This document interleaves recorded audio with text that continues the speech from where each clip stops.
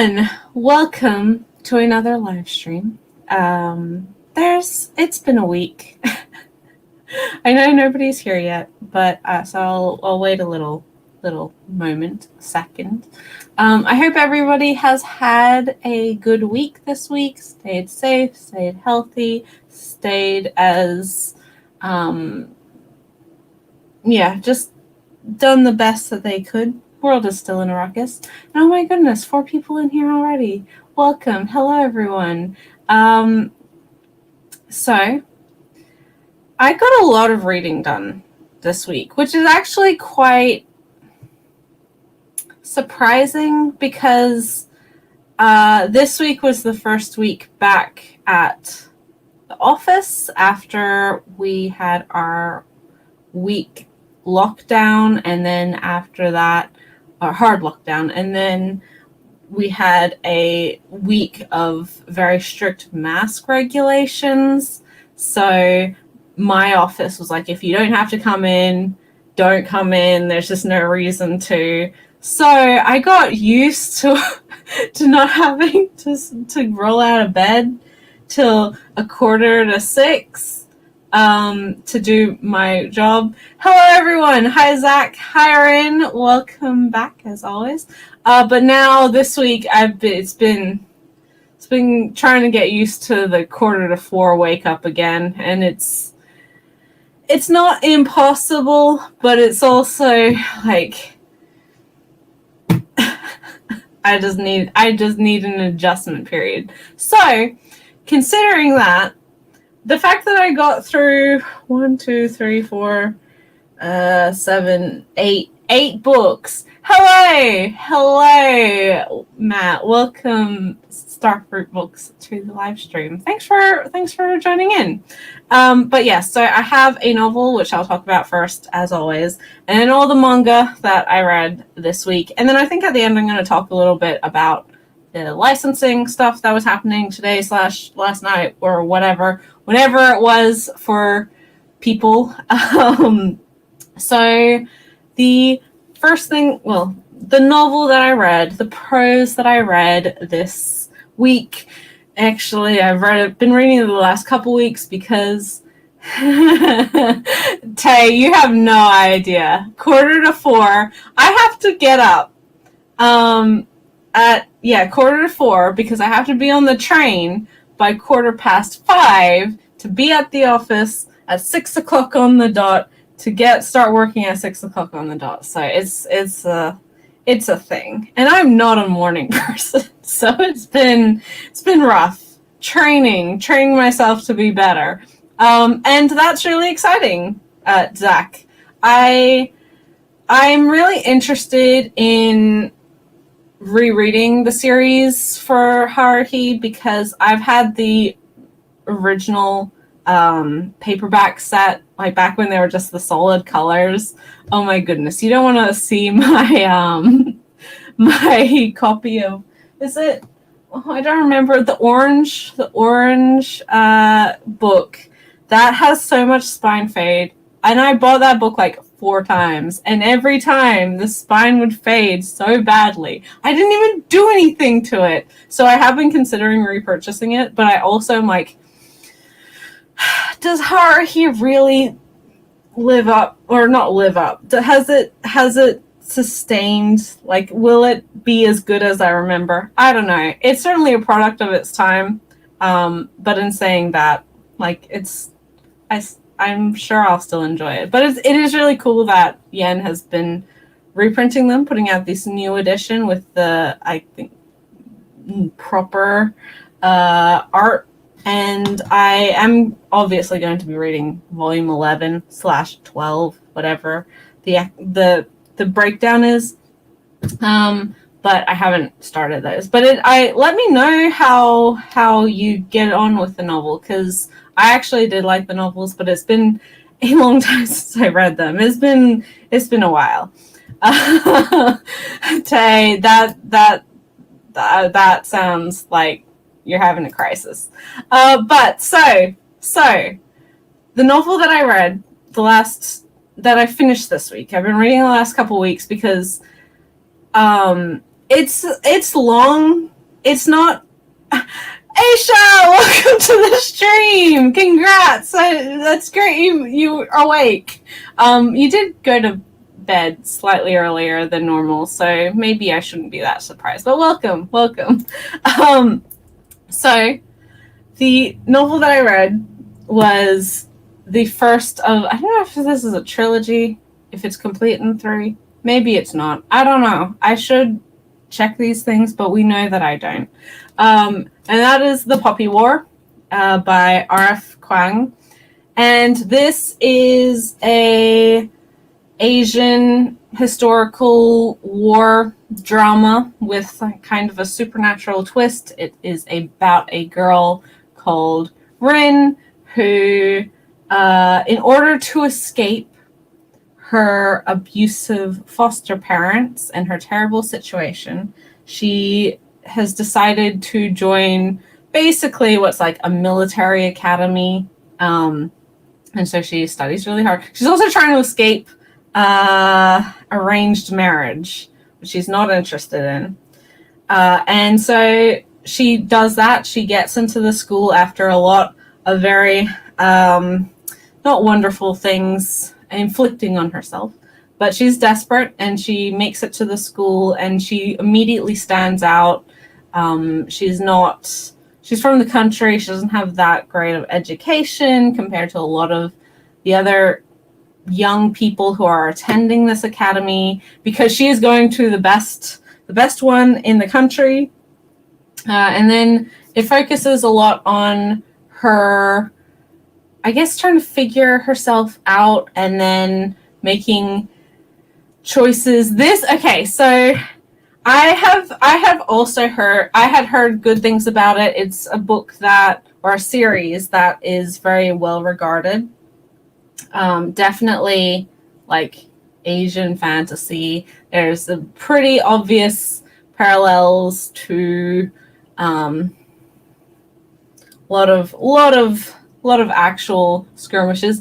Little less like gods in real life. A little less magic thanks to gods, but a lot of the geopolitical stuff is very reminiscent of real life things. But okay, so this is a book that is in like 3 parts. So the first part is about Rin and her friends, like the few friends that she has, her few classmates that she gets along with, and the many that she doesn't. Her time at school, and then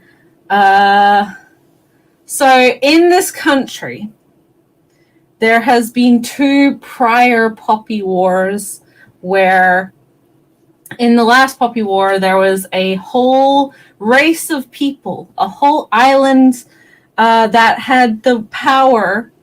They're fierce warriors, and they had the power to call upon their god, the Phoenix, and thus control fire. And they were slaughtered brutally, but it did allow the country that she lives in to win this war. Very strategic. And so there may be a connection there with our main character. But okay, so at some point, right, this really turns into a war novel, like a lot. And I was surprised at like how visceral it was.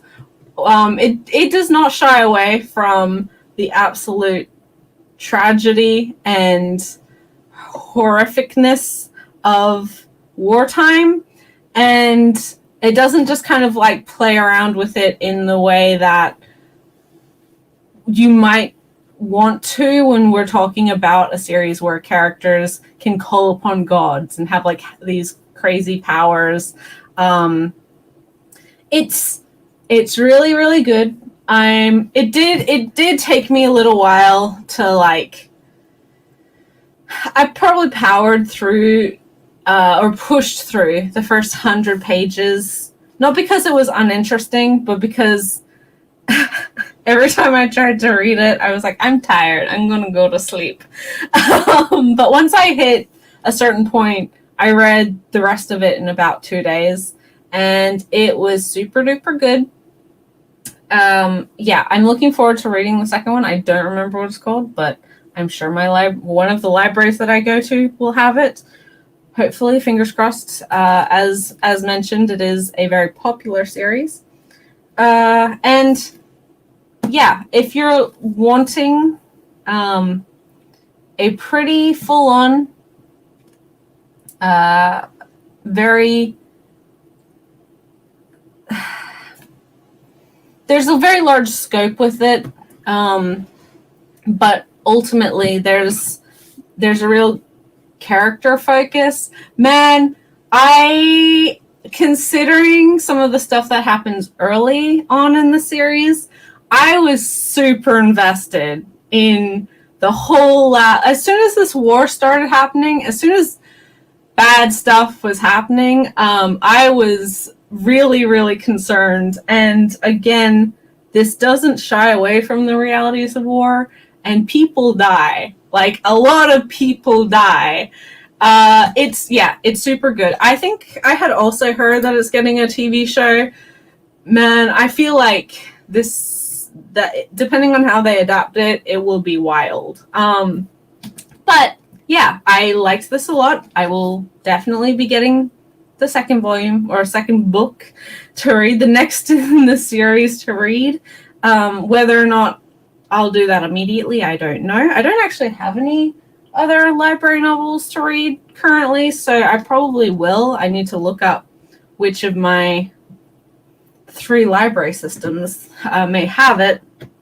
But yeah, I liked this a lot. It was obviously, like always, I'm 400 years behind, what is trendy and interesting and, popular with novel readers and booktube. But I read at my own pace, and it's nice to not, because despite knowing that a lot of people have very high opinions of the series, I really didn't know what it was about, except for like Asian setting, and that's about it. Like, that's literally all I need. So yeah, it was good, really good, and I am incredibly apprehensive about, not about the writing and how the story will be handled. I'm more just concerned for all of the characters, all of them. And I mean, that's a testament of a good story. I will say though, despite this being 500 something pages long, and really a lot of that is dedicated to Rin and her time at the academy and her learning about the country's past and the relationship with the gods and all of these things. This book, for a lot of it, felt like a prologue, as I said, to a much grander story. So I'm interested to see how the second book continues from this one, because a lot of stuff happens in this. It definitely feels like things were achieved and it came to an end, and we had all this stuff happening, but it did feel like the opening chapters of a much grander, epic war story. And I mean epic in the fact of it's huge and all encompassing and affecting a lot of different players and groups. I'm not like, oh yeah, awesome, wartime. No, not that. So yeah, it was kind of an interesting experience considering that, but I did like it, and I look forward to reading more. So yeah, that was the singular novel that I read. As per usual, now that I've finished a library novel, that means I can start reading one of my own novels that I own and haven't read yet. And I don't know which that'll be, but I do have a small stack over there. Hello, Yori Moon. Welcome to the live stream. I hope you enjoy. But the rest of what I read this week was manga. Of course it was. Wow. This is why 90% of you are here. This is not a surprise. So, a bunch of continuing series. Didn't start any debuts. or at least not that I remember. No, I don't think so. At least not physically, because all of what I have physically read is here. So the first thing that I read manga-wise, well, I'm going to leave the first thing that I read to last because it's a BL. I have a couple BL that I'm going to talk about at the end because I know that not everyone's interested in that, so I'm going to leave it to the end. But first up that I read was Volume 3 of My Dress-Up Darling by Shinichi Fukuda. And this, so I love this series so much. I really enjoy this series a huge amount. We've heard me gush about the series before, but if you haven't heard me gush about the series before, this is a romantic comedy with ecchi elements about a high school boy and girl classmates who the guy, he comes from a family who makes traditional dolls, and he's really dedicated to his craft. He really loves traditional dolls, and he wants to be like an amazing doll maker like his grandfather. And so he's very focused on that. But because of that, he also has a lot of he's kind of ashamed of his interests, or he's not confident enough to really be that to talk about it and to make friends and who might be interested in that sense. He's shy and he's a good boy. And then his classmate, who's like super popular, super outgoing, she is sort of the opposite in that she has kind of no shame about the things that she's passionate about, and that she will talk very excitedly and very purposefully about all of these things that other people might still enjoy but wouldn't necessarily be like really open about discussing. And even though they don't really know each other, our main male character, he's always kind of envied that about Marin. So the whole premise is basically they meet kind of coincidentally in the home ec room at school, and she discovers that he knows how to sew, and so she asks him if he can help her make a cosplay for her favorite character from a super fetishy humiliation kink erog that she's just in love with. Like, she thinks it's amazing, and so he agrees, and thus their friendship begins, and thus their romance starts. And we've talked about this before, but I love the series so much. Both of the characters are really likable.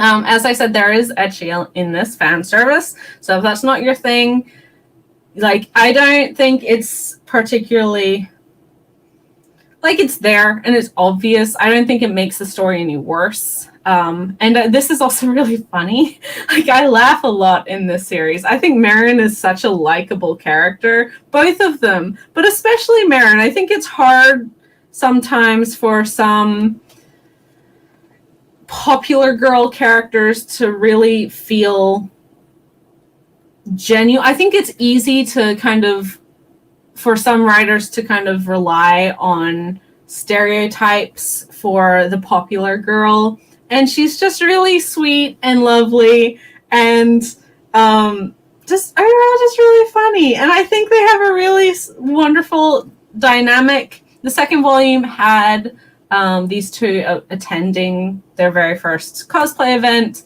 This volume introduces a new character who is a very famous cosplayer, who is now asking Gojo, our main male character, to make her a costume, because she really she saw the photos of Marin's and was like, wow, that's incredible work. Who made this? Like, I wanna get a costume from this person. And so we've introduced a new cosplay character. And so now, because of circumstance, this new girl and Marin are going to be doing a group cosplay. And this other girl, she's kind of famous in Cosplay Circle. She's a high schooler, but she definitely looks like much younger. This does have some nudity in this book, so just forewarning. But yeah, and then so she is a high school girl who doesn't look quite like a high school girl, and her younger sister is like, she doesn't look like a middle schooler, let's put it that way.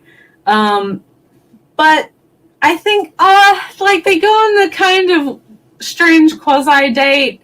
Well, I say that stay-at-home date. He goes over to Marin's house for the first time in this book, and she's just, after kind of recognizing and realizing her feelings, she's super pumped. She's super excited. She doesn't quite know how to act. Gojo has he has no idea any of this is going on because they haven't actually talked about it, but she's like, oh my god, the guy that I like, he's here, and I have to impress him, and oh my god, this is amazing, it's so sweet, we're like a perfect couple, and I'm like, oh girl, I love your energy, this is wonderful, they are just really, really likable. And I like how, and I've said this before, I really like how supportive of each other insofar as their interests are. It's just overall a really fun time. It's really funny. Marin completely fails at cooking. There's a whole thing, because when he gets to her apartment, she rushes to open the door, and she's like, oh my god, I just woke up. Sorry, I just got caught up rewatching the show last night. Because he goes over to watch the show that they're going to be cosplaying next, because he's a very dedicated creator. And she runs out, and he's just like trying to not pay attention to the fact that she's like in her pajamas, chest like completely not, she's just, very obviously not wearing a bra, and she's just, oh, sorry, like, let me get ready, just don't worry about it. And he's just like, no, it's fine, I'm not looking. And she looks at herself in the reflection in the mirror in the hallway, and she sees herself, and she's like, oh my god, and just gets really embarrassed. And you think, obviously, like, oh, she realizes she's in her pajamas. She's, got her chest out, basically. Oh, so embarrassing. No. She was just completely embarrassed because she didn't have her color contacts in. And that's just, I don't know, it's really funny. I was like, oh, I love your priorities, girl. It's a good time. It's super sweet. And, they go to the beach in this volume, and it's really touching and lovely, and I don't know, just really genuine. So yeah, if you're not picking this one up, or if you haven't read this one, I would recommend it, especially if you don't mind fan service. As I said, it's not super gratuitous. I don't think it takes away a lot from the story if that's something you're worried about, but it's fun, it's funny, it's, a little bit of a spicy rom-com, and with just really likable, sweet, good characters.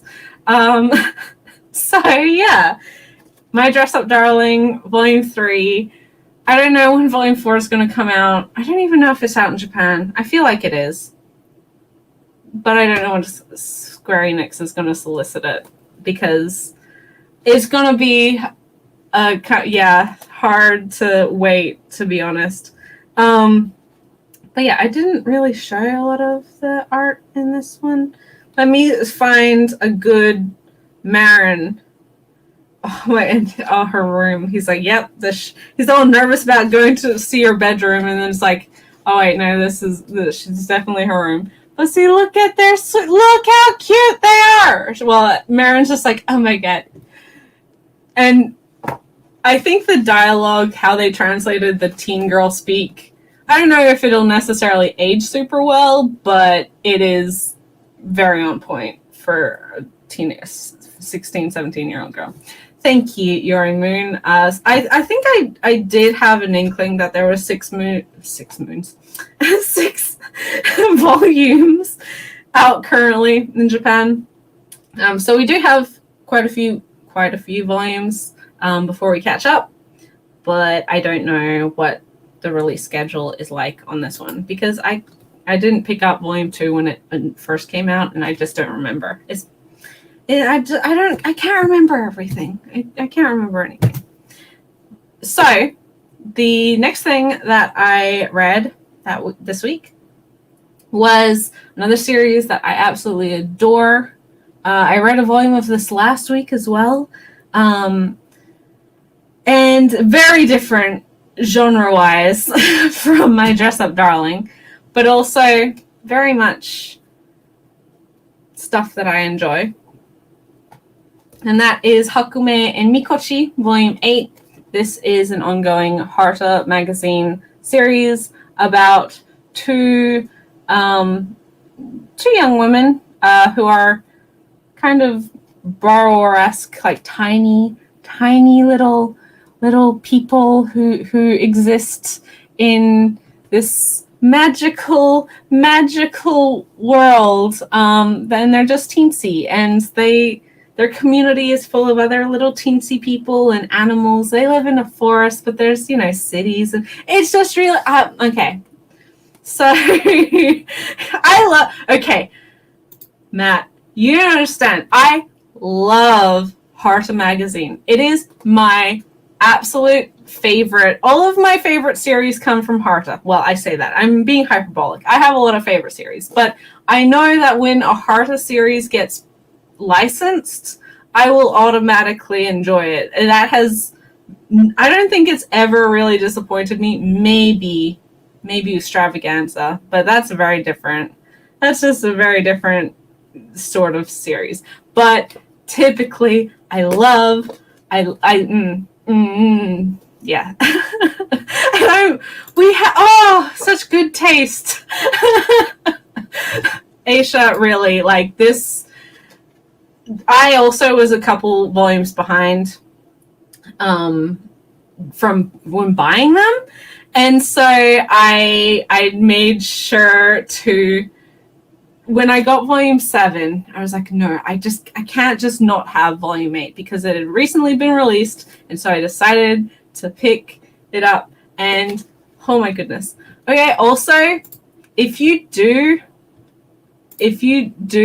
license something from Harta, it will be a day one purchase. And I will shill it so much. You will not have to pay me to promote things for you. Not that you would, because why would you do that? But I will be championing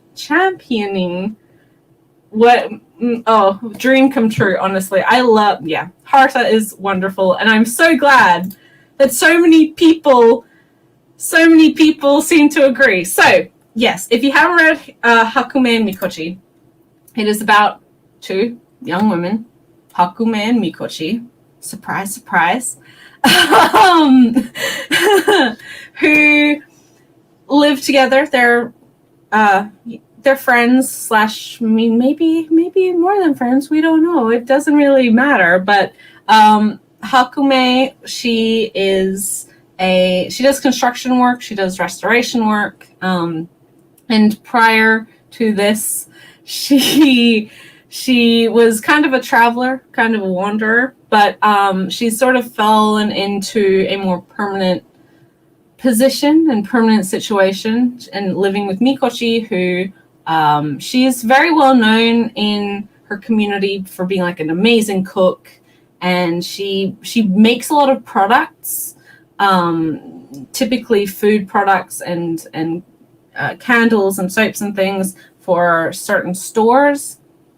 And so they're both very well known in their community, and they have a lot of really cool, interesting friends and coworkers. And it's a slice of life, like just exploring this cool world where it's just a little bit magical and they're tiny little people interacting with a normal sized world. Um, so yes. The first chapter in this volume is so amazing. It literally every page there's a bit of dialogue, but every page is just a play with perspective. So the first chapter is them going through like a schedule around a new city. So these are Hakumemikuchi down here. But you can see like look at that cat in comparison. And so every page they're like going to a new spot in this town. And look how the perspective like is done. It's just so beautiful. I love it. Oh look. See, I love this series a whole bunch. And it's just really, this truly is a soothing / healing series. And typically they just like go around and eat food or like discover a new place or help their friend or drink alcohol. And I'm like, wow, you really are just living the life. Oh yeah, this volume also reintroduces the beetle that lives in the apartment above them, who came to the big city to like have a fancy, stylish existence, and it's just really wonderful. There's a whole chapter where the store guy helps. Well, he takes a bunch of Hakume's co-workers to this big bazaar or like an expo where all of this clothing is being sold because they want particular fashion items. I just think it's super cool. I honestly think there's just something really magical. There's no magic. Like this isn't about like fairies or something. They don't have powers or whatever, but it's just the atmosphere that's captured is just makes my day. And I highly recommend this series a whole bunch. There's never any like super major conflict. There's no huge amount of drama. It's not going to keep you on the edge of your seat. But it's just going to make you feel all warm and fuzzy inside and happy and also kind of relatable. So yeah, I love Hakumemikuchi. I definitely recommend the series. Obviously, Yen Press a little bit pricier than typical, but they always have been. And Harta is worth the investment. Aisha, don't patronize me. No, thank you. But yeah, it is really super cool that whole like first part is just the perspective shots. And then so it is just literally them going through their day discovering this new city. And then at some point they're like, oh yeah, we're going to go to the bar that we always go to. And they just have a crazy drinking time with a bunch of the locals because they have a friend who runs a restaurant there. It's just overall really wonderful. And I like the side characters are all really wonderful too. I think there's just a really sweet, lovely cast.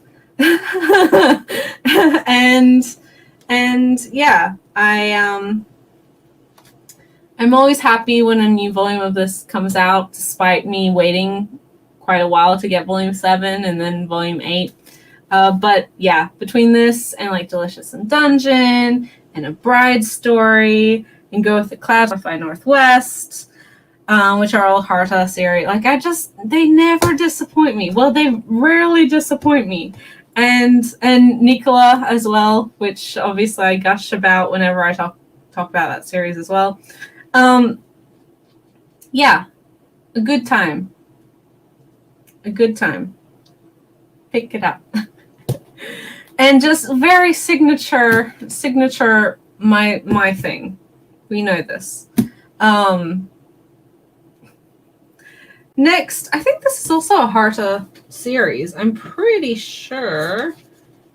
Maybe not. Maybe I'm a crazy person. I don't know. I don't actually remember. But this is a library book. The next couple books I'm going to be talking about are library reads. And so this is volume 2 of Hinamatsuri, which is a comedy about a girl, psychic alien, I don't know, called Hina, who falls onto, or well, she smashes through this guy's window or glass balcony veranda. This Yakuza member, he just finds this strange girl in like a weird egg ship. Thank you. Yes, I was pretty sure that it was Harta. And so he kind of like has to look after her, kind of has to adopt her, because she has incredible, again, thanks everyone, incredible psychic powers, which are pretty handy when you want to solve problems that may arise from other groups when you're involved in the Yakuza. This is very funny. I do think that like the comedy sometimes doesn't always hit for me with this one. I do find it funny and I enjoyed the show. The first volume was funny, but I would hazard a guess that more so than reading it for like pure comedic value, it's more so like just really heartwarming. This volume in particular introduces what is her name? Oh my god! I literally just read this. You don't even know what you're talking about. Anzu. This one introduces Anzu, who's another like psychic alien girl, who is sent to get rid of Hina, and kind of just falls in with the homeless, and it's like actually really heartwarming and lovely. And I remember when I watched it, I was like, wow, this is sweet. And it is funny. It's definitely like we have an idiot savant who is super powerful and amazing, but just doesn't understand anything about anything, which is perfect to mine for gold. And then the hapless, like, human guy who has to deal with this surrogate parent who's like, why is my life so much harder now? What did I do to deserve this? Please tell me. Like, there's a chapter where Hina tries to clean the house and just, oh my goodness.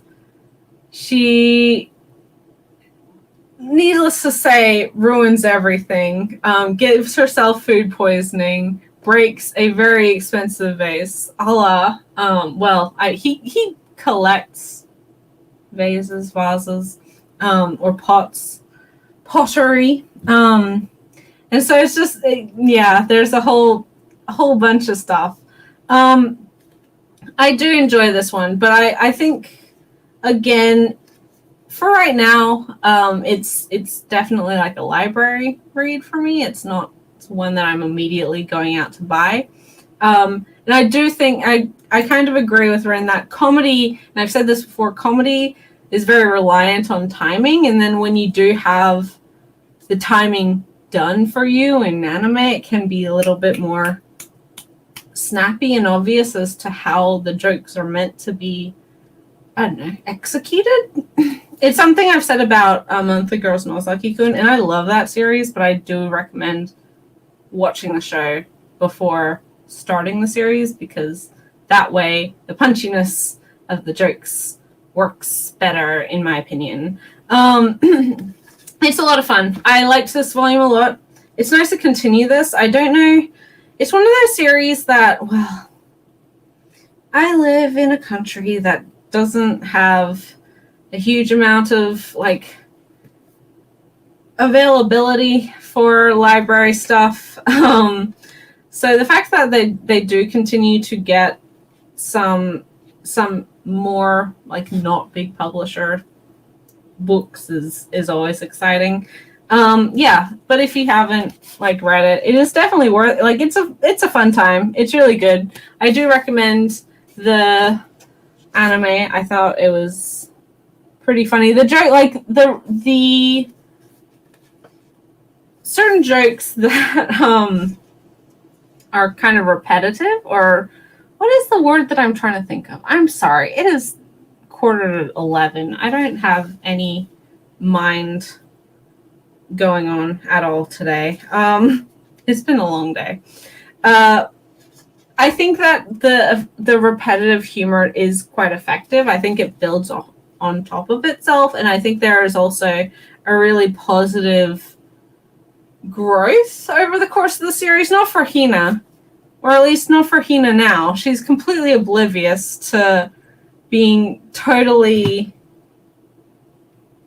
self-absorbed, just disinterested in the world, and one-track mind, food, TV. That's about it. Yeah, and I would definitely agree that I think Anzu is a more, like, because she has more common sense. She's definitely a more compelling character, especially considering she's introduced in this book and she's already, like, making real bonds with other people, building relationships with other people, and isn't, like, she learns a lot in this first volume as to not being completely self-obsessed and selfish, and, you know, that you have to help other people and support other people. You are not an island, and all those sorts of things. But yeah, it is fun. I did think that the student council, council chapters in this were very funny. As I said, the Anzu chapters were really good. It's just a really solid volume. I did enjoy it. And I don't know when volume 3 will ever be available for. I will request it, but we'll see how well that goes. Fingers crossed. I've heard good things about 'Tis Time for Torture Princess, and I've been meaning to read it for a while because it's on on Jump Plus, so why not? Especially because a lot of my Jump Plus series that I have been following have finished recently. Hell's Paradise, Summertime Rendering. What's the other thing that I was just reading? I don't know. What do I read? Who knows? Summertime Rendering is what I talked about last week. There was another thing that I finished last week, and I don't. Maybe other people in the chat remember, but I don't. But there was over the last, I don't know, couple months, quite a few series have ended on that service for me. So that's one of the ones that I'm hoping to get into now that I have more free time. Oh my goodness. Thank you. Yes. That wasn't on Manga Plus, but it was, yeah. But it was a digital read that I would finish. So now that I have less on my plate digitally, I can start something else. And yeah, 'Tis Time for Torture Princess is one that I don't remember which mangaka was like, I'm enjoying this, but someone did. I want to say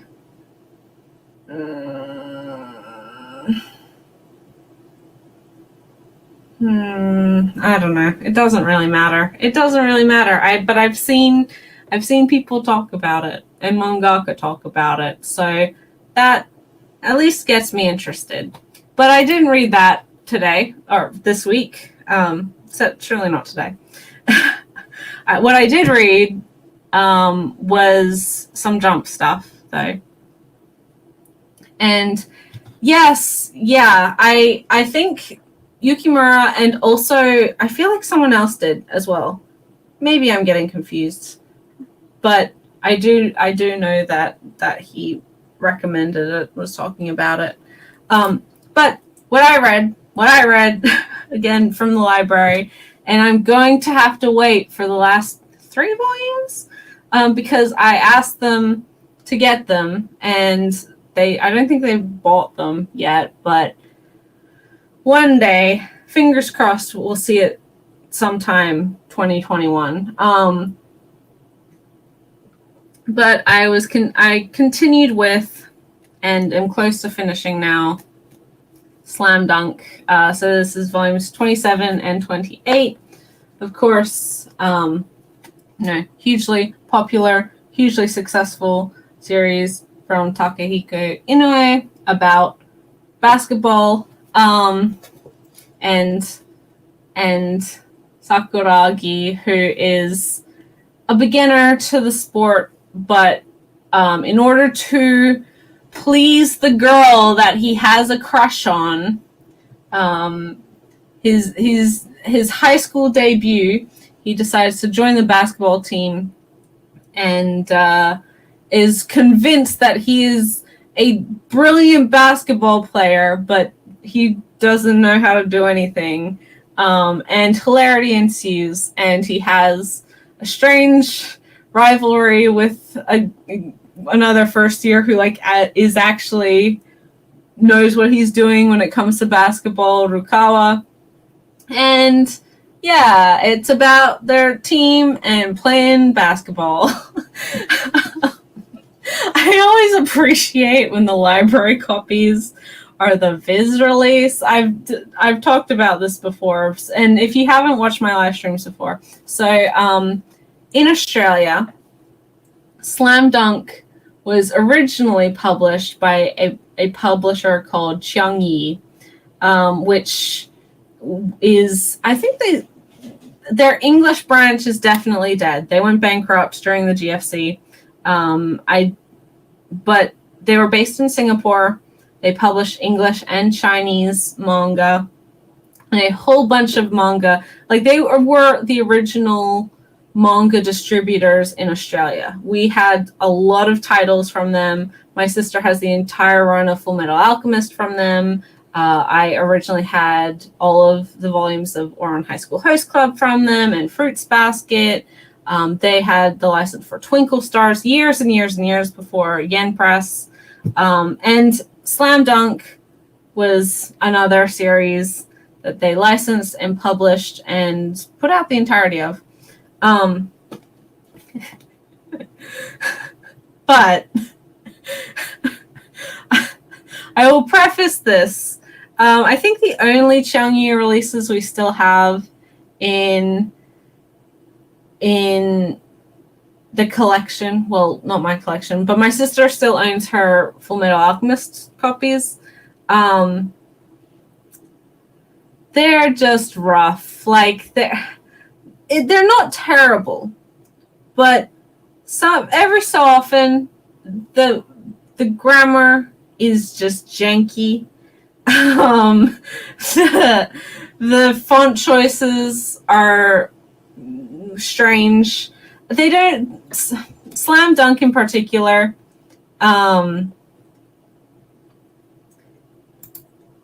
That's interesting, and maybe you know what I'm talking about. So for Slam Dunk in particular, they call the first year students first graders, and it's really I know what they mean, but it also makes me think they're talking about 6-year-olds, which is and I've tweeted about it before, but they don't, for these punk teens who are foul-mouthed idiots, they'll be like, it in the Cheong-yi release. I'm like, that's oh darn it, I missed the shot, dang. And I'm like, wow, that's so delinquent. That what a dirty mouth these children have. so it's I'm that's cool. I'm actually interested to. So basically, what I'm saying is, whenever there's Viz volumes of Slam Dunk in the library that I can read, I go for those ones because the Cheong-yi is a rough ride, and it's not inherently like, it's still readable, it still makes sense, but it's just choices were made. A lot of choices were made. Whereas Slam Dunk Viz feels like a typical manga. Like, it has, it's to the standard of what Viz releases are and were. And the tone doesn't make these Japanese delinquent basketball kids sound like Midwestern mothers who don't want to use the Lord's name in vain. So that's a plus. So I'm near the end. Not surprising, this is a 31 volume series. As I said, I'm waiting for my library to get the last 3 volumes, which they are purchasing because I don't think they're in the system, which means that there will be the Viz editions, which is good for me. So this just continues the game that they're playing. Hell if I know who they're playing. What is Sano? No? Yes, Sano. They're playing Sano. I've said this before. I still don't really understand basketball. I've read a couple basketball series or experienced a couple basketball anime and stuff. And unlike baseball and volleyball and certain other sports where I'm like, oh, I'm learning because I'm not an athlete, if you couldn't tell.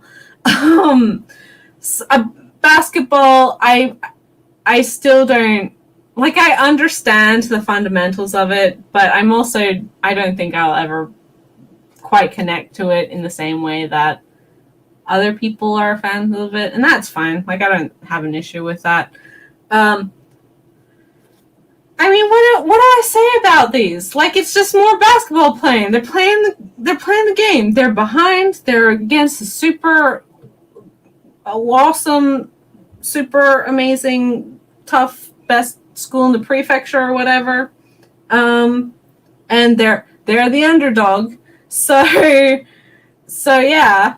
And will they win? Probably, because we're 3 volumes from the end, and I'd be surprised if it ended on them not winning. But hey, maybe it will surprise me. I don't think it will, but maybe it will. I agree with this, because with the fact that I don't remember like any of the rival teams. I'll see them and be like, oh hey, I remember that face. Like, I remember you. Hell if I remember your name.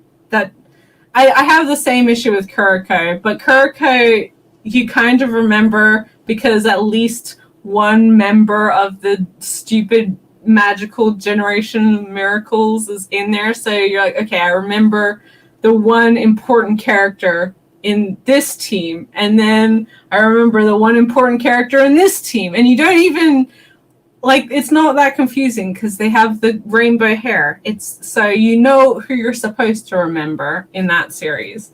But the magic of Kuroko, insofar as the superpowers, makes that a crazy wild ride because it's just hilariously over the top and just not. I will never take it seriously, and everyone who tries to convince me that it's like super amazing and should be taken seriously, I'm glad you feel that way. But my joy for them that series is just seeing how seeing how wild it gets and how dumb everyone is and all of the crazy powers that these teenagers have in this quote unquote realistic high school sports series. Slam Dunk doesn't have that many like crazy powers or anything. I'm not comparing the two. They are very different beasts. This is a funny series. I do enjoy it. I'm like, okay, they're playing the game. They're playing the game. They're doing the slam dunk. They're passing the ball. Yeah, I mean, it's fun. I enjoy it. And as I said, I definitely enjoy the Viz edition more than the alternate. And it's a solid sports series. It's definitely a classic. I might just be ruined because I feel like obviously this is earlier, and this is a series that like set a lot of foundation for other sports series to then build off of, especially in Jump. But like, I just feel like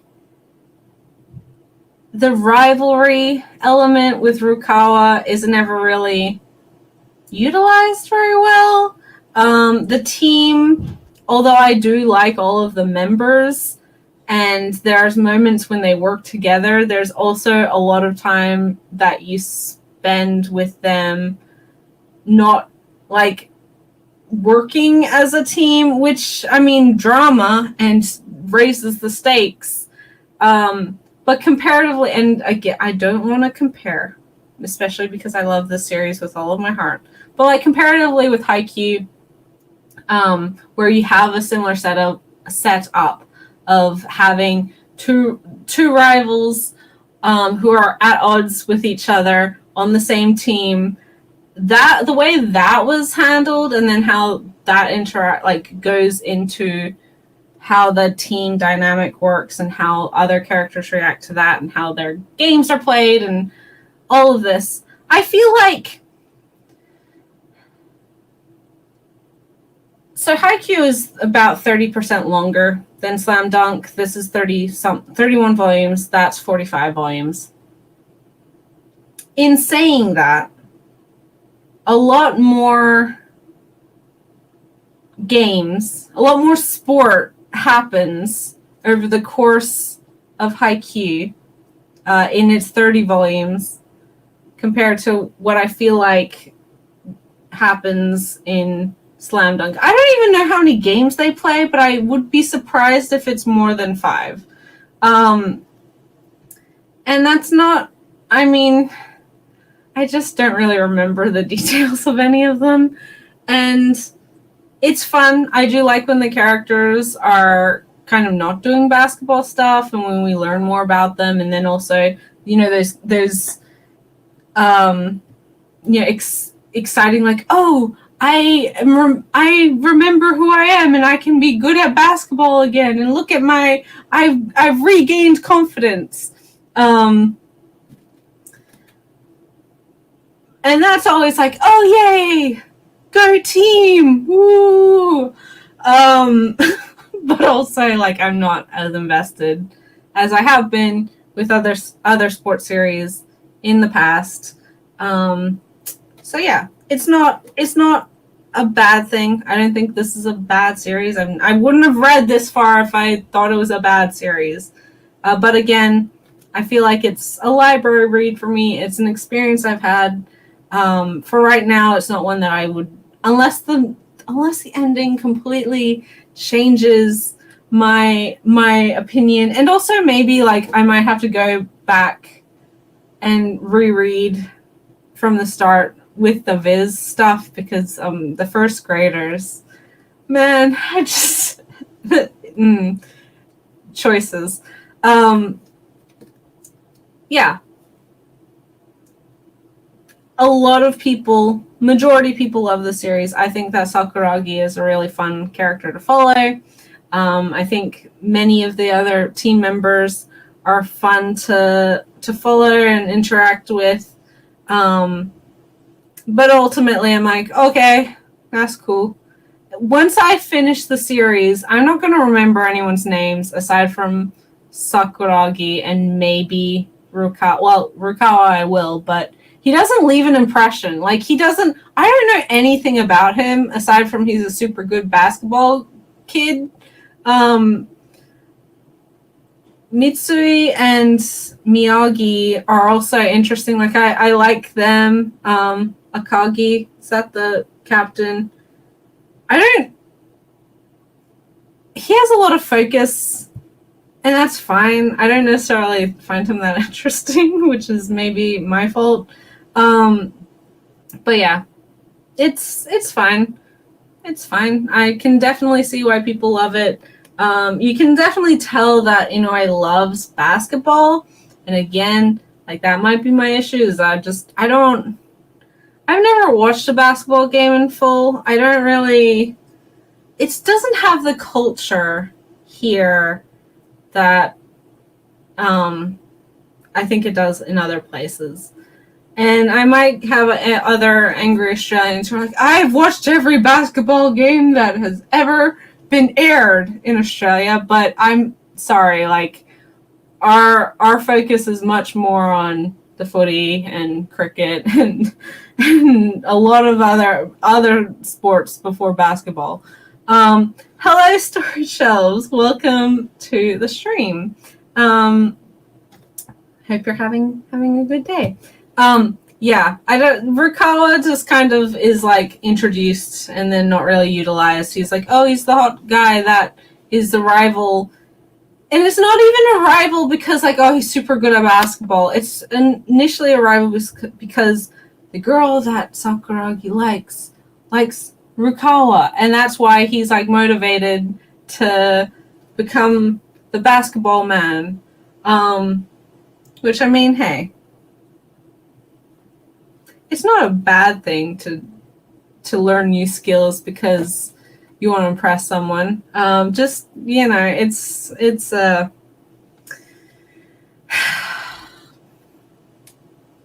I kind of, and it won't happen because I know Inoue is, like, a bit particular about digital publication, but I do wish that this was on the Jump app because this was one that, like with Kuroko, like with a lot of Jump stuff, it's like, I want to read it, I want to experience it, but I'm not going to buy it. And that's just the story of my life. But yeah, so that's the end of the normal manga. I have some BL, so I don't know how many people are that, well, regular viewers, so I know you're into it, but if you're not, then feel free to go. But I did read 2 BL this week. Again, continuations. One, highly anticipated, because I've been waiting years for it, and that will spoil what it is. But firstly, this has been out for a while, but I just didn't get it until, like,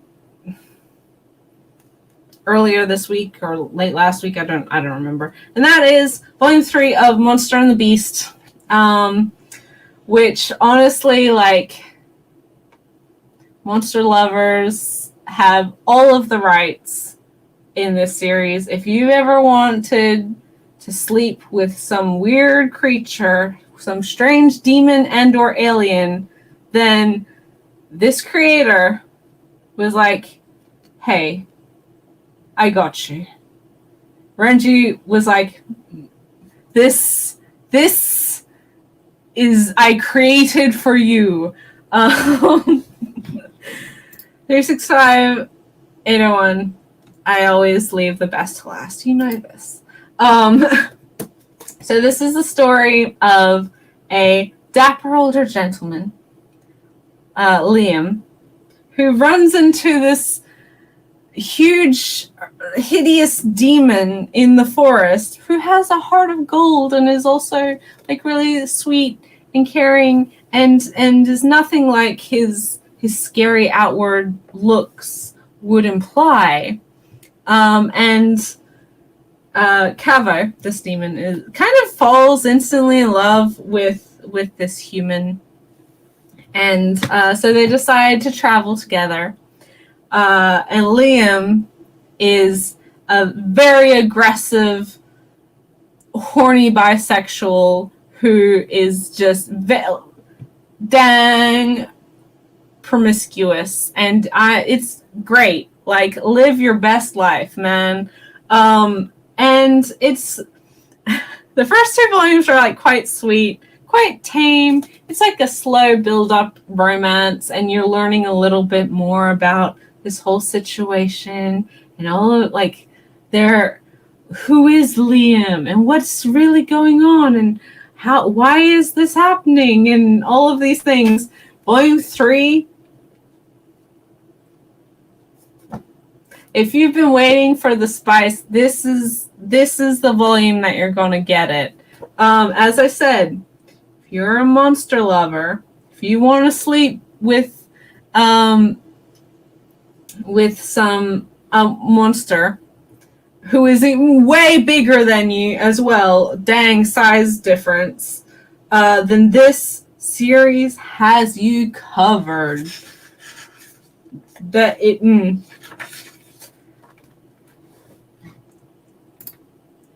Now that you've said that, I can see it.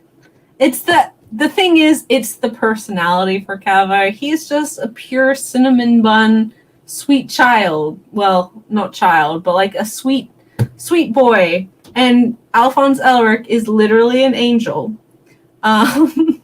So I can definitely see the similarities. But yeah, so if you like size difference in your BL, in human size difference, then man, you are gonna be well fed with this book. We have multiple. It is not Shonen Ai, Rin. It is not Shonen Ai. Maybe volume 1 and 2, but this one we get multiple. It's not super explicit, but you know what's happening. It's there. It's certainly, you're in it. Which, I mean, hey, Renji, complete respect. Complete respect for that. And honestly, Yen Press, you deserve accolades, because this is truly no publisher has been so bold. Print publishers, yes, that however you want it, however you want your monster boy, you're covered. Is there's this is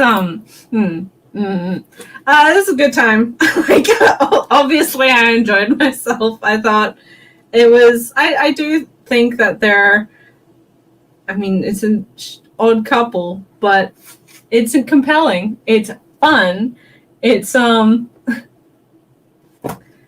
it's a good time. Like, it's a BL. It doesn't take itself super seriously, but at the same time, Liam is really interesting. I think he's a pretty cool,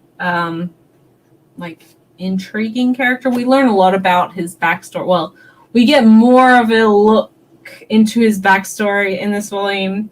And Kava's just Rin, you're allowed to make a dirty joke. It's fine. Wait, this is not.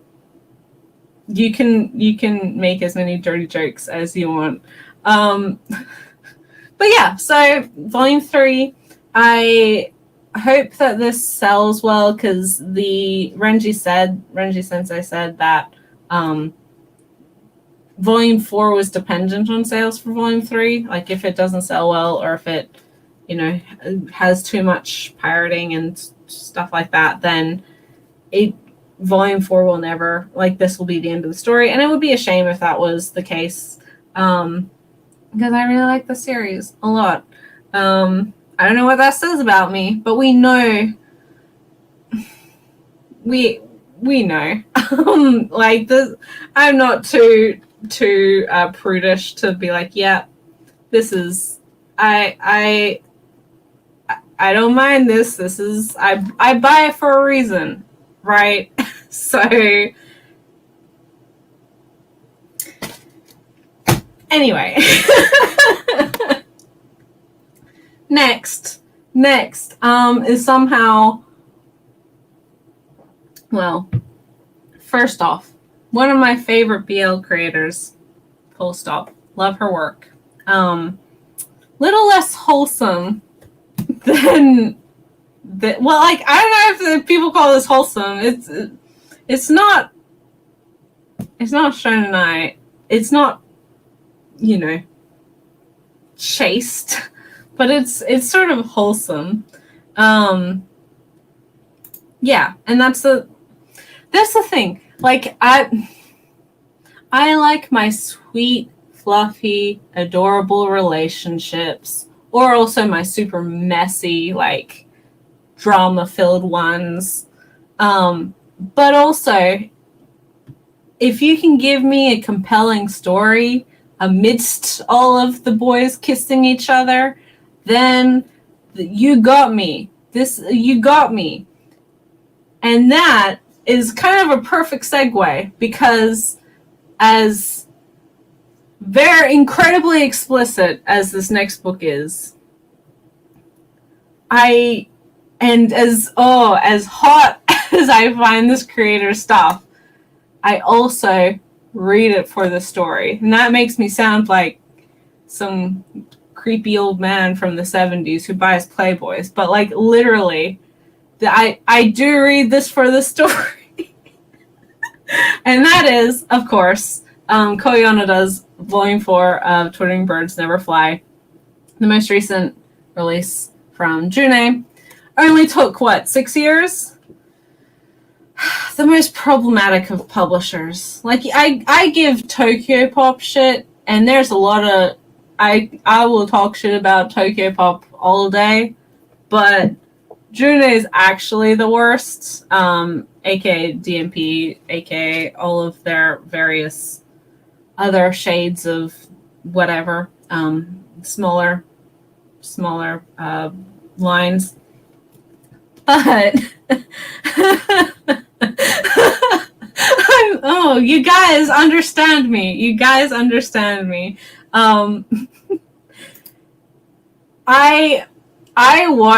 I've yet to get the Blu-ray for the film. I have seen the film because I watched the, like, streaming version of it that High Dive did. And I kind of forgot, like, I read this manga, obviously. Like, it is incredibly explicit. Very, like, incredibly explicit. And I was like, to my sisters, like, oh, do you want to watch this movie? Because I kind of forgot. Well, I didn't forget how explicit it was, but I was like, I didn't know how much they would adapt the explicit nature of it. Because I thought, like, oh, I know it's a movie, and I know this is, like, super hardcore with its sex, like, immediately. But maybe I don't know how bad. I don't know how much that will be a part of the movie, right? And so I was like, hey, younger sister, who is an adult, so don't worry. I was like, do you want to watch this movie? And she's like, all right. And I was like, okay. I'm going to warn you that it is quite explicit. Like, the manga's quite explicit, so I don't know how explicit it's going to be. And it's also kind of like, it's a Yakuza series, so I don't know how. And she's like, yeah, that's all right. And it's like, immediately, she's like, oh my god, what? It was 2 seconds in, and she's like, oh my god. I'm like, I'm sorry, I can't control this. But, I mean, despite the 1,300 sex scenes, she's like, I mean, it was interesting, but my sister is... How do I explain this? She's not really a big fan of PDA, so she was just like, oh my god. It's like, well, you don't have to watch the sequel if you don't want to, but it ends on a cliffhanger, so I I feel like she's hooked. And I feel like she's not actually prudish. She's just like kind of gets uncomfortable. It's like, why is there so much sex on screen? But yeah, anyway, so so yeah, I mean, what are older siblings for if not to horribly scar you for life? You gotta have some stories to tell the therapist. So it might as well be about the time that you had to watch a very explicit film with your sibling. But yeah, and we're not going to talk about the Kickstarters for June. That's, if it happens, I'll be surprised one day. I mean, in the next 10 years. But to answer your question, Rin, so the first print publishing for this particular book came with an extra booklet, which I also read, which is Distant Flame. This is kind of a short, oh my god, I don't think there's anything explicit in here. I don't want to open it because I don't know. Yeah, I don't think, this is kind of like little bits and pieces, a bit of a prequel story. A lot of this, well, actually all of this I think is adapted into the film, from what I can remember. So I think every copy, if you buy your copy now, will have this. It's nice to have an extra for the series, because I do think this was also like a extra, might have been a store extra in Japan. I don't remember, but I remember 400 years ago when this originally came out in Japanese, that this was kind of a little extra bit. But yes, the movie's good. The manga is great. I love Koyonoda's stuff a whole bunch. Twittering Birds Never Fly was what I was introduced to her work through, and I imprinted on this series super hard. I love Koyonoda's artwork. It is really lovely, especially when, even now, I think there's some stigmas with BL art being kind of janky. It's not the 90s anymore, guys. It's really not. But yeah, and I do wish that like Kodansha and I just wish publishers would put in extras, especially if they are just like little booklet extras. I just feel like I would pay more for that, and I feel like a lot of people would pay more for that. But anyway, so this is Falling for 6-7 years. I don't know. It's been a long time since Volume 3 came out. And really the only reason that one came out was because of the original Kickstarter stuff that June was putting out. And this is a turning point in where you're gonna keep raising my hope. I already am like way too interested in all of everything that you do, Matt. So I don't.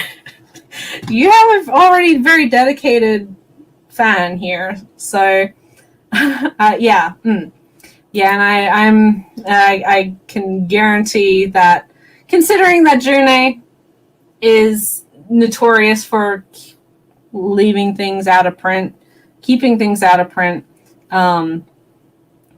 It's called Twittering Birds Never Fly.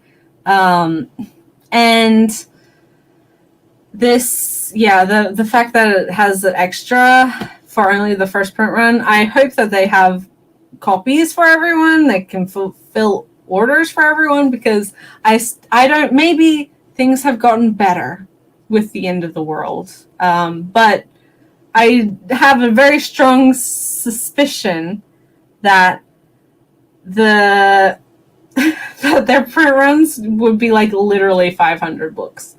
That would not surprise me if the original stuff. Anyway. So this volume, we're following a lot of the story. It's they're trying to figure out, well, they're trying to follow up on, there's been a kidnapping. They're trying to figure out who shot our main character. This is a very dark, dramatic, maybe messed up, a lot of heavy themes as per expected with Yakuza BL. But if you don't know what the series is about, it is about do we have a picture of him? Yashiro, where are you? Where are you, Yashiro? Here you go. What color pages? We have multiple color pages in this book, so congrats, June, including near the end, explicit scene, color page. If that's your thing, get this book whilst it's still around. But yeah, so Yashiro is a member of the Yakuza. He is notorious within the group for being just like very slutty. He'll sleep with anyone. And he's very,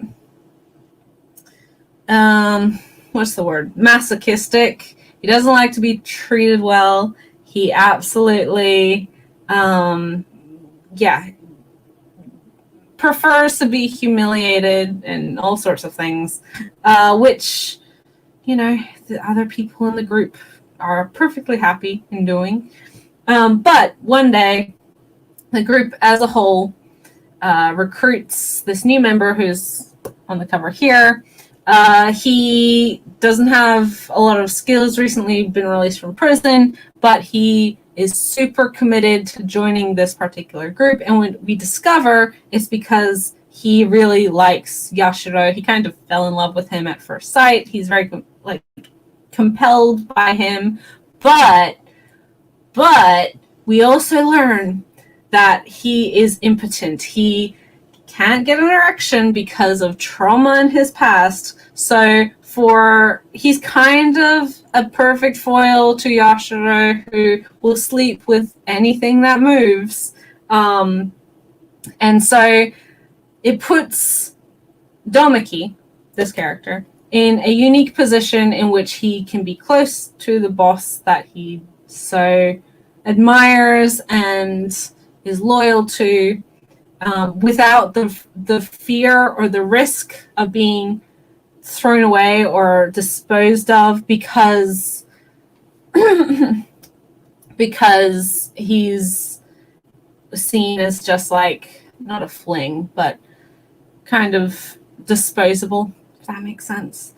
Yashiro doesn't form human relationships. He doesn't connect with people. And so for Domiki, who really wants to be very close and dedicated to him, by not being able to have sex with him, it kind of guarantees that he's not going to be easily replaced. It's a whole thing. But so this volume is where their relationship, physical relationship, changes, and certain things are revealed. As I said, the plot, we get a lot of plot going on, a lot of violence, these are Yakuza, these aren't bad people, they will murder each other. But dang it, I love this series so much. Like, I've been following this series for years. I find Yashiro and Domiki really, super horny on main all the time. But also their relationship has this kind of weird, softness to it, considering the just terrible situations that both of these men have been in. It's kind of sweet to see how their relationship progresses over the course of the series, even though they drama, messiness, and I feel like this is it's interesting to see that, or for you, that you got both copies for yourself, because I was the same. I placed orders at multiple retailers because it was like, one of them will have to get a copy, because you can't trust June. Like, you literally can't trust them. You don't know when their books will magically appear or disappear. And I was absolutely like, I'm not missing out. I've been waiting too long. I need to get this book. And thankfully, I also got 2 copies of this. So I don't know. I'm gonna just it'll be interesting to see. I feel like I'll just return one. I don't need 2 copies, but you know, it'll be interesting. It'll be interesting to see how long, especially this edition with the book, will stick around, because yeah. So that's all that I read this week. If you enjoy extremely explicit, messy drama, Yakuza BL, you are doing yourself a disservice if you're not reading Twittering Birds Never Fly. It's honestly some of the best in the genre, but with the caveat that it's June, and I dislike encouraging their bad business practices, but I'm also not a hypocrite, and if a publisher I don't like licenses something, I will buy it. We've had this conversation before with Tokyo Pop. So I will, if they continue to put out Twittering Birds Never Fly, hopefully it's not another 6-year break between this and Volume 5, I will buy it. If by some miracle we see another volume of Border, I will absolutely buy that. It's not going to happen, but a girl can dream. I don't think I'm following anything else from June, thankfully. But yeah, so pick this one up. And just as quick recap as per always, so for those who came in a little bit late, I read one novel, which was The Poppy War. Really enjoyed it. Also, the last... Oh my goodness. That's wild. Like, it's interesting. The Poppy War, really good. Looking forward to the second book. I've heard nothing but good things about the series. Oh my gosh. Flip over. I don't know what is going on. I mean, we're technical difficulties as per usual, guys. We know that I'm a absolute professional when it comes to these live streams. My Dress Up Darling, Volume 3. Super funny, lovely, kind of sweet, rom-com, ecchi. Pick it up. I continue to be impressed with Square Enix's licenses. I haven't read everything that they put out, but everything that I do have of theirs, I really love. Hakumemikuchi is just truly soothing and a balm for the soul. Continues to be wonderful, and I loved this volume especially. We're not going to talk about Does the Flower Blossom. That is a tragedy. Border. I mean, at least we got 5 out of the 6 volumes. And who knows if we'll see the sequel ever. But Koraka Sensei, because I follow her Patreon, she's like, oh, we're trying to get publishing in English and Chinese. It's like, please, somebody rescue it. And as I said, if it is June, then I will buy it because I'm not a hypocrite, but I will do it with my teeth clenched. So yes, Hinamatsuri Volume 2. That's a lot of fun. Pretty fun little series. Slam Dunk 27 and 28. I mean, it's Slam Dunk. It's sort of what you expect. I'm not I'm not a super dedicated fan to it. I do enjoy other sports series more, but it's a fun time for what it is. I do enjoy it for the most part. I've gotten this far into it, and I look forward to seeing it end, or well, seeing the conclusion. I look forward to it ending. No, I look forward to seeing how it ends. Yeah, so there's that. And then my BL, which was, of course, Monster and the Beast, Volume 3, and Touring Birds Never Fly, Volume 4. I'm so sorry to hear that, Tay, because truly, I don't know, that's just the biggest betrayal. See, the thing is with, like, Twittering Birds Never Fly is that, if nothing else, this is what makes them money. I feel like no other Junei title, I mean, there's other Junei titles that I love and that are super popular and have gotten reprints and people buy them. Stuff like Mr. Mini Mart. I can't think of anything else. The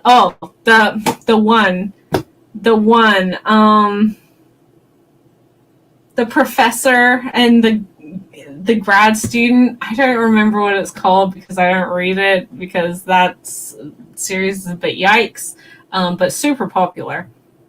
That's gotten a bunch of reprints. But this one prints money, and so I feel like they can't abandon it because it's the only thing keeping them afloat. I'm about to, Rin. So just to answer your question, thoughts on the trailer for Fruits Basket Season 3. I'm Private Tutor. Thank you. Yes, is what I was thinking of. I'm excited for it. Like, honestly, it's amazing that we've gotten to this point where we're going to see all the Fruits Basket adapted and animated. And the ending to Fruits Basket is rough, like purposefully. It's meant to be a rough time. But also in other ways, not purposefully. I don't know how I'm going to feel seeing certain things animated. But as a fan of Fruits Basket, I am super excited. I do really enjoy this new adaptation. And yeah, so I don't know if you want anything more specific than that. But yeah, I'm looking forward to it. I'm also like, this is shameful, but I haven't finished season 2 yet because I was watching it with other people and then I haven't seen them in a while, and I was like, well, I should just watch it without them, but that's kind of a mean thing to do. But I don't have that much time.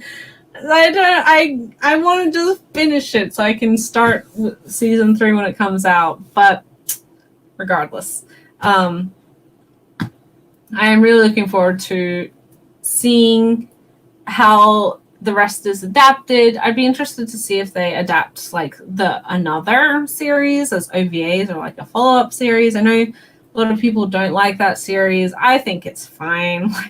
It's not horrifically offensive. And I mean, yes, next generation stories are always kind of rough, but it's just fan service for the sake of it, and I don't think it's like it doesn't deserve to exist. And I made the argument before of that I like the idea of seeing how, for the children of characters who Toru helped break this cycle of abuse, then help someone else, like they've learned and been taught that, like, the way that they've been raised by their parents and their family has instilled this sense of caring and of trying to help people and better people in the same way that Toru has and does in the first series. And by being able to apply that, or by them then embodying that to help the protagonist of another, then I think that's just really like lovely and sweet and kind of karmic cycles, ideas. So, you know, I'm kind of an apologist to Fruits Basket and Other, but I don't care. I like it a lot. Well, not a lot, but I like it enough that I buy it and read it and would be like, it's fine. It's a good time for what it is. But so today / yesterday, last night, well, I thought that I'd wake up to announcements, and I did, but I also woke up way earlier than I wanted to today. It's a Saturday, I want to sleep in, but no. I didn't get that joy. I woke up at 5:30. But I woke up to the Viz announcements. I woke up in time for today's 7 Seas announcement, and also for Yen Press's announcements. So of the Viz stuff, like, nothing was super surprising insofar as the Jump stuff. Like, of course, One Piece is getting another box set.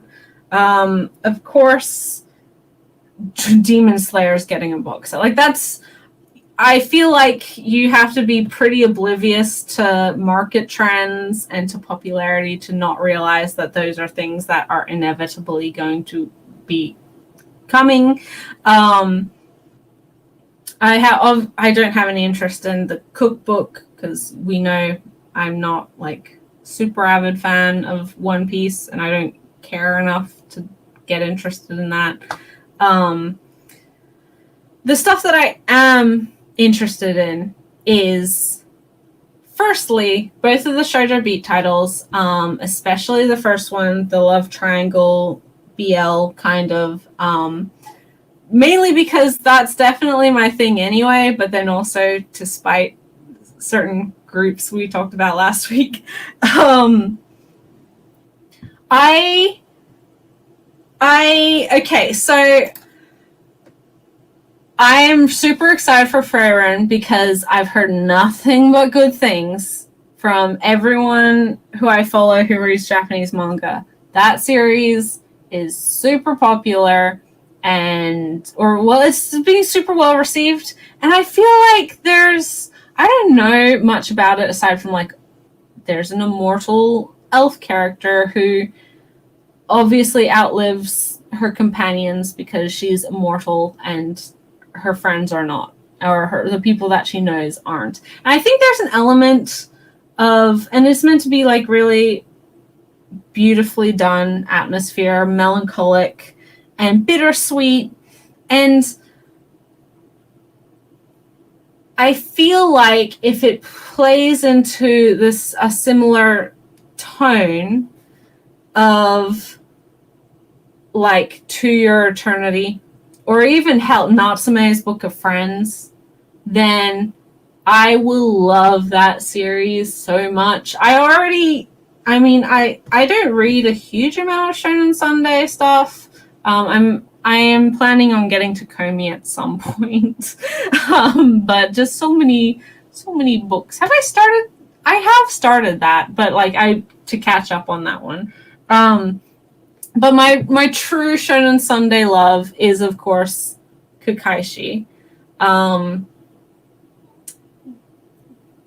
it, I love that series so much. Every time I think about it, I'm like, cry again at the ending. Anyway, but Frieren, I've heard nothing but good things. Super happy that we finally had someone license it. It wasn't a surprise license insofar as that I knew someone would get it at some point. I just wasn't specific to who the publisher was. Like, I hadn't looked into it, so it could have been anyone. And the fact that it's Viz is A-okay by me. I kind of mistakenly had assumed that Monster 8 or Kaiju number 8 had already been licensed for print. Like, I just kind of assumed we'd already had that news. So when it was one of the licenses, like, what? Wait, huh? What? Really? So again, predictable, not unexpected. It was unexpected, but I'm happy. I do like that series a lot. I don't know whether I'm going to buy it immediately, but it is one that I do enjoy. As I said, I really am looking forward to both of the Shoujo Beat titles. I'm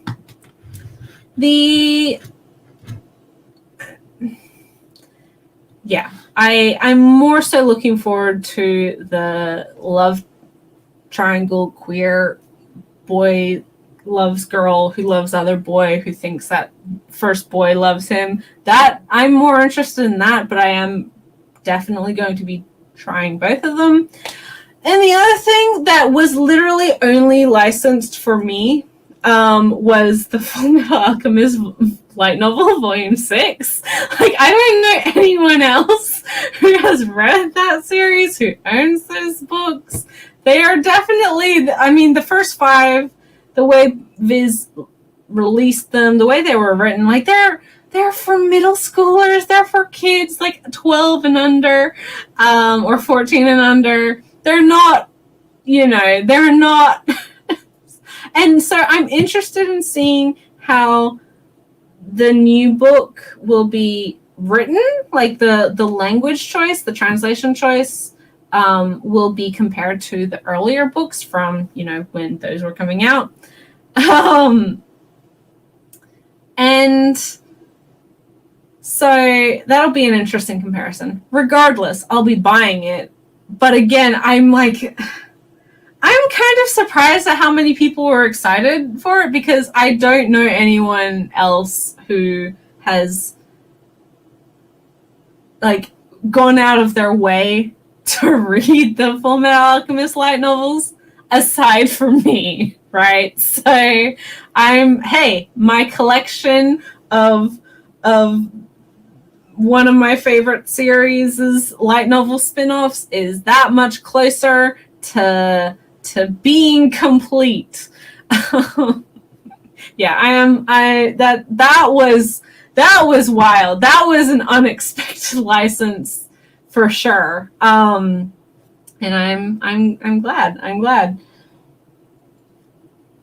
As I said, literally licensed for nobody except for myself. And Viz, thank you for that. Legitimately, thank you. So I will probably try Mao. I've said it before, I haven't read a lot of Takahashi's works. I'm currently watching Ranma 1/2. I've read a little bit of Urusei Yatsura. And spoilers for next week's whole monthly pickup video, but I did just get the first volume of Maison Ikoku, which is my first Takahashi series that I've actually bought. And Mao, I don't know if I'll buy, but if my library, I presume, will get it, and so I will try it that way. And I've read Burn the Witch, or I read the chapters that were on the Jump app.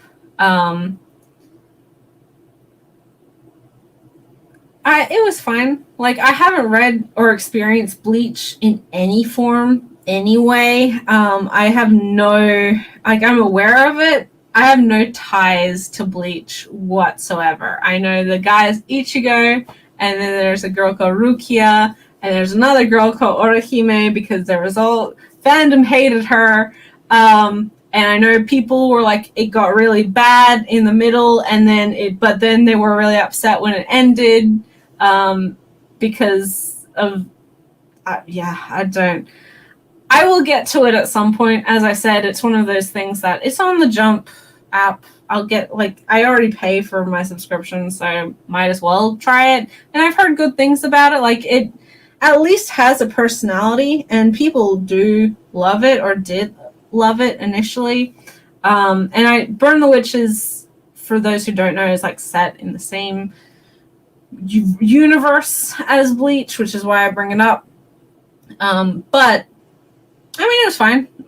I liked it. It's probably not one that I'm gonna buy, but I didn't it wasn't horrendously offensive or anything for me to be following the chapters in the app. And I'm glad that fans are getting it. It's sort again kind of an expected license. It was unexpected that they're doing the like fancy slip box and everything with it.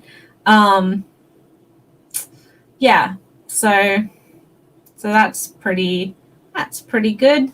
I see a lot of conversation about Mermaid Saga. That's another one of Takahashi's that I want to try because creepy mermaid horror stuff, absolutely my thing, right? We know that I'm weak to creepy yokai mystery horror stuff. This is not a surprise. That's probably along with Maison Ikoku, and well, yeah, those are probably the two of hers that I'll pick up. But again, Mao, I will try if nothing else. Like if I find it in a library, then I'm gonna try it. It's not. Anyway, I've seen like one I can understand that because also Takahashi's stuff. Like I respect her hugely. She is an incredible person, and her series are hugely popular for good reason. But as noted here, the super long ones, especially the comedy ones as well, like they're gag comedy. Like Ranma didn't need to be 36 volumes. It just was because it's repetitive. It like once you've read some of it, you kind of get the drill. You kind of understand, and that's why I like watching the show. I'll watch a couple episodes, over the course of an evening. That's one that my sister and I watch where we're just like, okay, watch 2 or 3 episodes, and it's fine. Like that's perfect. It's bite sized. It's not one of those series that you like sit down and read and just have to get it because there's all this plot stuff going on. No. It is one of those series that you're meant to enjoy week to week or episode to episode. And there's so many of her series are super long. So I feel like Maison Ikoku at 15 volumes in the singles. So I presume 7-8 volumes in the new fancy editions. And then Mermaid Saga at 6 or 3 of the perfect editions is a better thing. Thank you. I don't. Maybe Urusei Yatsura is the 30s. I don't remember. They're just so long. We know that I've said it before. There's a few series that I can handle past the 25 volume mark. There are a few series that I own at least. I've read a lot of series that are I've read some series that are longer, but I don't own a lot of series that are longer than like 25, 30. The ones that I do collect that are past that are Kaze Hikaru, which hasn't passed 30 yet because that is the slowest snail of a production and release that exists in manga. Skip Beat, Haikyuu, both Haikyuu and Kaze Hikaru are both finished, so that's fine. And I think Black Butler and Hunter x Hunter, which again is always on hiatus, so we don't ever know when new volumes of that are coming out. But I love all of those, so I don't have an issue with that. But just so many. There's a lot of repetition, and I have also heard good things about Mao. I think that it kind of leans more into the kind of dark fantasy in a similar sense that maybe Inuyasha does, but I have my only experience with Inuyasha right, is back in the day, back when I was a child. So my house that I live in now didn't originally belong to us. An aunt and uncle of mine owned it, and it was their holiday house. And they're kind of my rich aunt and uncle, and they had Foxtel, aka like cable TV here. And so every time we would come to their house, I would watch Cartoon Network, like Adult Swim, on, because I was 12 and that was the coolest thing to do. And that was when I saw like brief snippets of episodes of Inuyasha and like weird bits and pieces of the original Full Metal Alchemist and Ghost in the Shell. And formative, kind of, because that was even before that. I was 12, I think, 12 or 11, 12 years old. And I didn't get into anime till I was 15, so it kind of predated a bit of that. I had no idea. I didn't know what was going on, but I was like, ooh, cartoons. But yeah, so my Inuyasha experience is like very bits and pieces. I kind of just waited for that stuff to be over and flipping between that and like scary episodes of Courage the Cowardly Dog. Like, I don't know, there's my childhood was sneaking Adult Swim anime at like 1:00 in the morning, which again, like at 12 years old, that was super not usual. And because I didn't have cable, I couldn't do that at home. I could only do it when I was at my aunt's house, at the holiday house. So yeah, that was my experience with Inuyasha. I agree that the light novel for Full Metal, I think, like, just generally light novels obviously are hugely more popular now than they were when that originally was being released. But it also kind of still surprises me that after having dropped the series for a decade, if not longer, that they were going to actually think about giving us more, which is, I think, it's the last proper light novel. There's also a light novel that is based off of one of the games, one of the PS2 games or whatever. I don't know if we'll see that licensed, because maybe that involves other stuff. I don't know. But the new one is Winry focused, which is cool.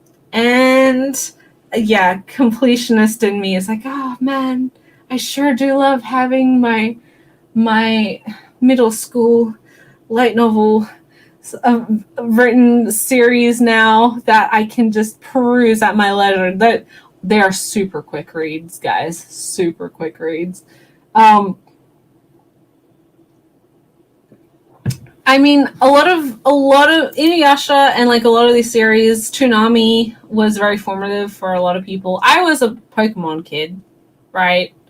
But even then, like Sailor Moon and Yu-Gi-Oh! I've talked about this before, and Dragon Ball was on morning cartoons before school, and I wasn't allowed to watch television before school, so I was never allowed to watch because I'd get too distracted and just wouldn't get ready. I wouldn't eat breakfast. I wouldn't put my school uniform on. I'd just be like, ooh, cartoons, which I think is the story of my life, to be honest. But Pokemon was on in the afternoons and also was the huge hit sensation of the early 2000s. So I was a Pokemon kid, but didn't really get into stuff until much later in my life.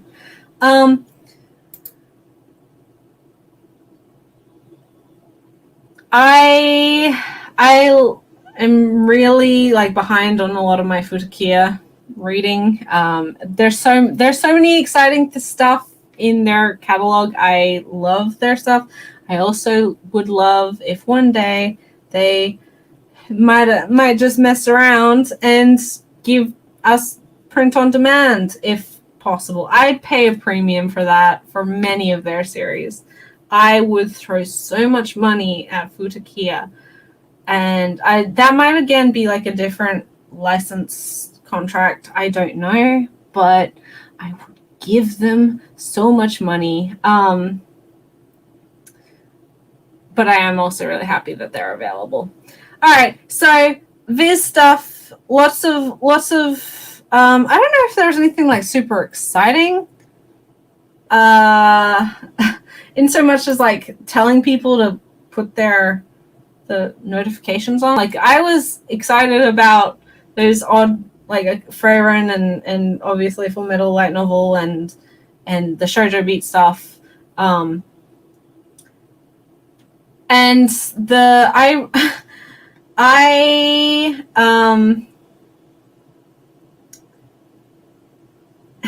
I'm glad that people like agree. I would print on demand I would spend so much money on print on demand. I already spend so much money on manga. It's kind of a problem. But I would spend so much more if that was an option. Yeah, so anyway, today's, I don't know why this keeps going out of focus. Technical difficulties as per usual. We know that I'm just completely professional at this all the time. But today's 7 Seas license announcement is, I am definitely getting it. That's the memoir about Alcoholic Father, which has gotten quite a bit of accolades in Japan, at least that I've seen. I mean, another super depressing memoir in the vein of something like My Lesbian Experience with Loneliness, and it'll be interesting to see how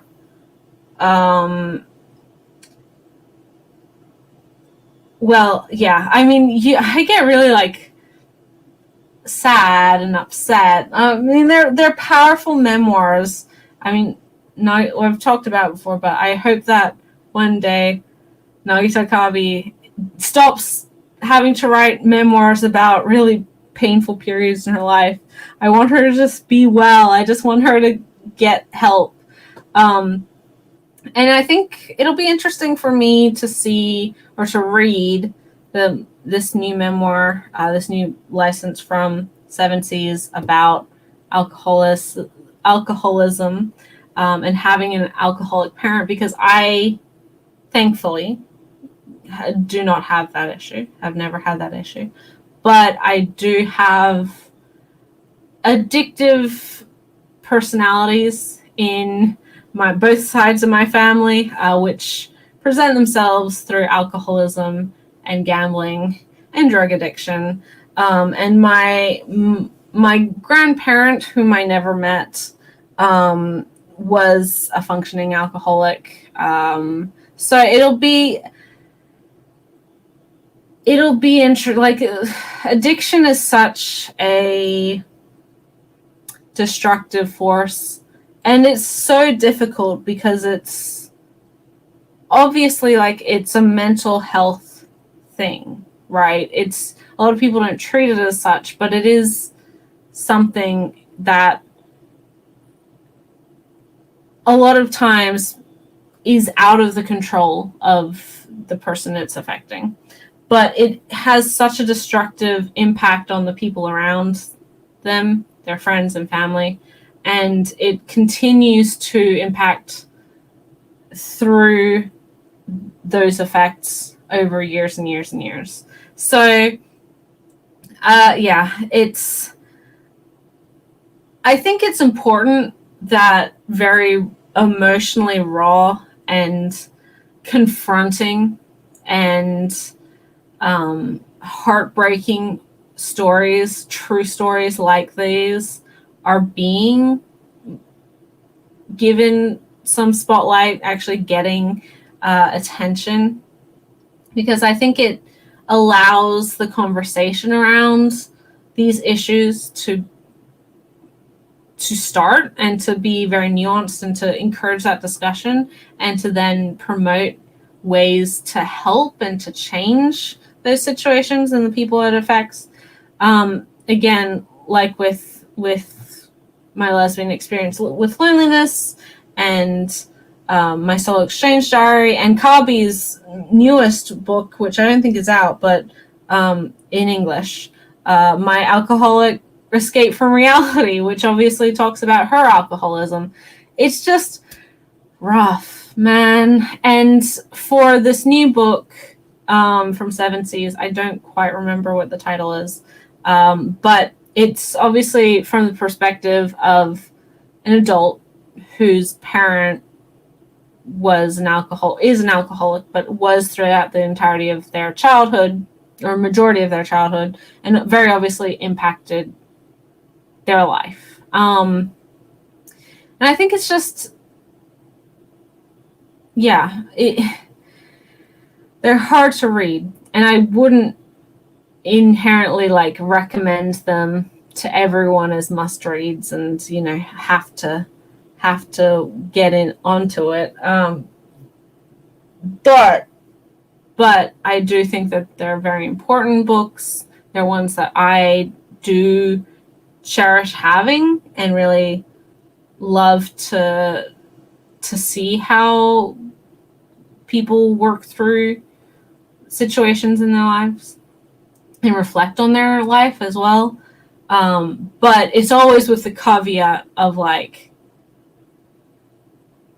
don't force yourself to read these things if you are very personally affected by this, if it's something that will be incredibly hard for you.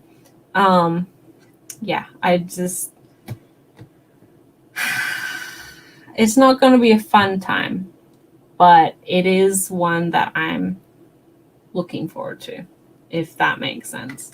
And finally, out of the Yen Press titles, lots of light novels not super interested in.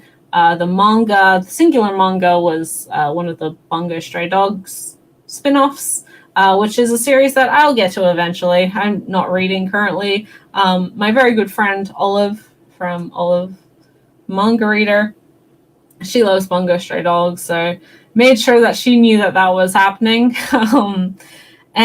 But the one thing that I was super excited for from Yen Press is a new Mizuki Nomura light novel, aka the writer of Book Girl, Bungaku Shoujo, my very first light novel series. And I love that series so much. I highly recommend it. It's super out of print, but I think the digital is still available. Book and Bond is the new series. I'm pretty sure it takes place in the same world, universe, whatever, of Book Girl, and I am so excited for it. I never expected to get this, especially because, again, I don't know how well the original series sold. It was definitely one of Yen's early light novel experiments, and I'm sure it didn't do as well as like Spice and Wolf. But between Spice and Wolf, Haruhi, Book Girl, and Kaylee, those were my first light novels. And Book Girl and Kaylee, I love Spice and Wolf. Haruhi's fine. But those two, Kaylee and Book Girl, are so good. So good. And the fact that we're getting more from at least one of those creators is super exciting. So I don't really care about any of the rest. But I saw that and kind of like gasped, because that was a surprise. If I had known that was coming, I would have put on my notifications for Yen Press. So yeah, whole bunch of licenses today, or today/yesterday, depending on your time zone, I guess, which is interesting. I think J-Novel has their licensing panel announcements, whatever, next week. I think Discotech is having a thing next week. there's just been a lot of licensing going on. And Starfruit Books last week announced a whole bunch of stuff, which I'm super excited for as well. There's just so much good manga and novels getting released. I said it before, and I will never complain because I'm I'm super happy that we're at a point where so much good stuff is coming out, but it's just also so much stuff is coming out. It's hard to keep up. And for someone like me, who, as we know, likes to collect all of my favorite stuff, who likes to, if it's something that I absolutely adore, then I will buy it. And thus my physical collection is disgustingly large. But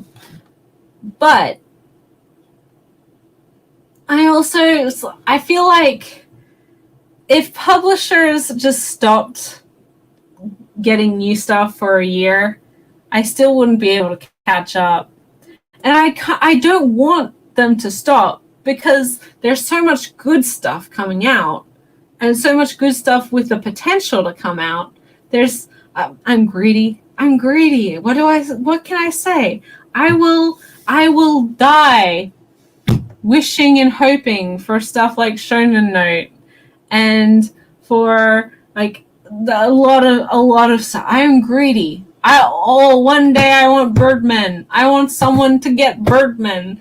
I've never read it. I know nothing about it, but it's Yellow Tanabe and I love her stuff. And we already mentioned Kakaishi earlier. I just want it. But yeah, that's just G being demanding. But it is past midnight, so I am going to go to bed. Thank you guys, as always, for joining me on this live stream. I hope it was interesting. Not only did we talk about all of the books that I read this week, but we also talked about licensing.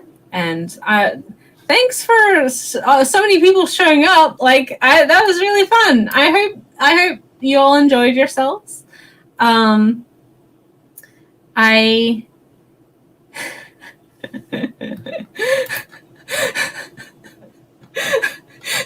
When the new isekai is licensed, it's a guarantee that I don't have to spend money for 99% of the time. So I am kind of on the same boat. Hey, new isekai out, $1 saved. $1 saved for G. She doesn't have to worry. But also, I'm sure it makes money for publishers. So I want them to get that money and then put that money into stuff that I want. So I will always support the want for those sorts of licenses. But you and I are on the same page. I hope everyone has a great rest of their day or a great rest of their evening, a wonderful rest of their week. Thanks, as always, for hanging out with me. It was super fun, as always. I hope that you all enjoyed yourselves. I hope that me babbling on about books, as always, was somewhat interesting. I didn't have a meltdown this time, which is positive. There's only so many times I can lose my mind in a month. But I'm so glad that everyone seems to have enjoyed themselves. Thank you to watchers, viewers, audience, new and old. And I will catch you in the next video, whatever that'll be. Who knows? I don't have plans. I don't know how to run a YouTube channel. I just do it. So yeah, I will see you next time, guys. Have a great rest of your day.